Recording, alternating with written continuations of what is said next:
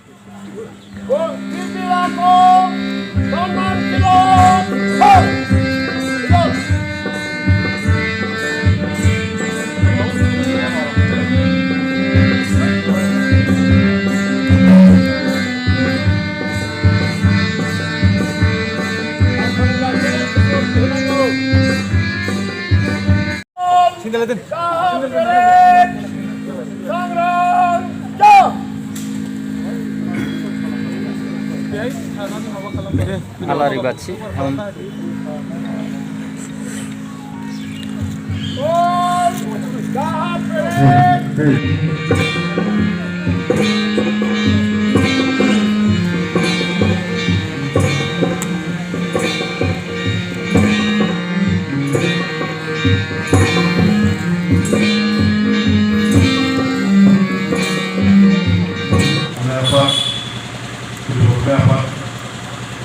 बिथां मावनाय समाव एबा मावलांनाय समावहाय नोंथांनिसिमबो जाहाथे जयैनो जोंनि आर'जआ सिबिनाय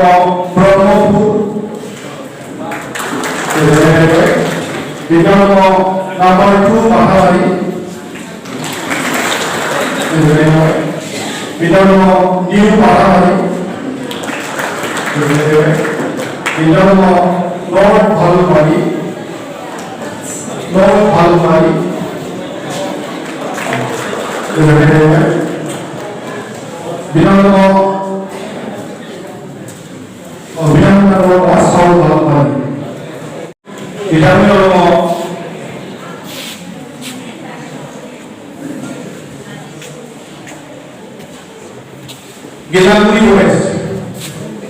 West Gelaguri. Binamo Dotma Pasar Bwswrari.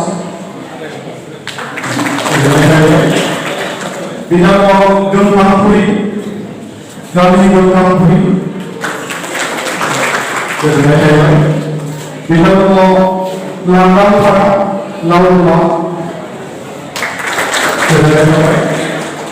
Binamo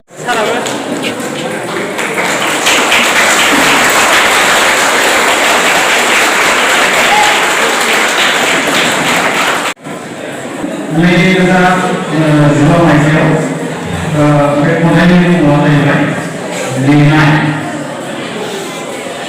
आं ओरैबायदि लिरदोंमोन मा लिरदों आं बावबाय नाथाय माबा लिरनांगौ बादि मोनदों सोर थिनदों लिरनो जेनिबो गरन्थ गैया लिरनांगौ समावबो माबामोन आरो जायगाया बर'मोन जेनिबो उदिस गैया गुबुनाबो बिदिनो खालामदों बिसोरनि बादि आंबो खालामदों बिसोरबो मानो खिन्थारोङा बे जाबाय खन्थाइनि मुं खन्थाइनि मिनिंखौ बिथांनिसिम रोजा रोजा साबायखर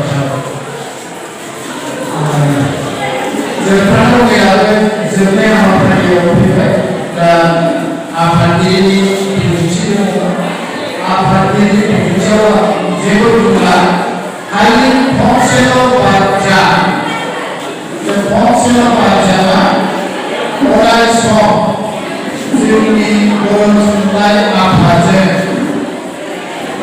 गोग्गा जाफानानै थायो माहारियारि